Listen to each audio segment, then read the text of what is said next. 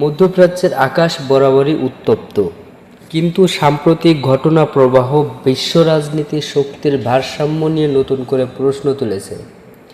সামরিক শক্তিতে দীর্ঘদিন ধরেই এগিয়ে থাকা যুক্তরাষ্ট্র সাধারণত আকাশসীমায় আধিপত্য বজায় রাখার ক্ষেত্রে অপ্রতিদ্বন্দ্বী হিসেবে বিবেচিত। উন্নত প্রযুক্তি, স্টিলথ সক্ষমতা এবং বিশ্বজুড়ে সামরিক ঘাঁটি সব মিলিয়ে তাদের আকাশযুদ্ধ কৌশলকে প্রায় অপ্রতিরোধ্য ভাবা হতো। কিন্তু যখন প্রতিপক্ষ হিসেবে আসে ইরান, তখন চিত্রটা একেবারে একমুখী থাকে না।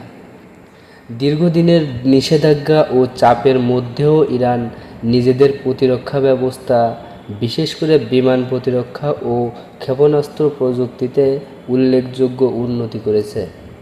আঞ্চলিক সংঘাতে তারা সরাসরি ও পরোক্ষভাবে এমন কৌশল নিয়েছে যা বড় শক্তিগুলোকেও হিসাব করে এগোতে বাধ্য করেছে।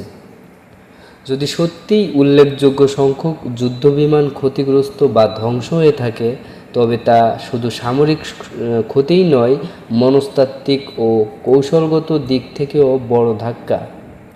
কারণ আধুনিক যুদ্ধে আকাশসীমার নিয়ন্ত্রণ মানে শুধু শক্তির প্রদর্শন নয়, গোয়েন্দা নজরদারি, সরবরাহ লাইন সুরক্ষা এবং দ্রুত আঘাত হানার সক্ষমতা।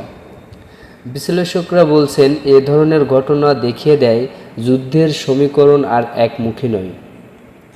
প্রযুক্তির বিস্তার, ড্রোন যুদ্ধ, সাইবার সক্ষমতা এবং আঞ্চলিক জোট সব মিলিয়ে আজকের বিশ্বে ছোট বা মাঝারি শক্তিও বড় শক্তিকে চ্যালেঞ্জ জানাতে পারে। তবে বাস্তবতা হলো, আন্তর্জাতিক সংঘাতের প্রতিটি খবর যাচাই বাছাই করে দেখা জরুরি।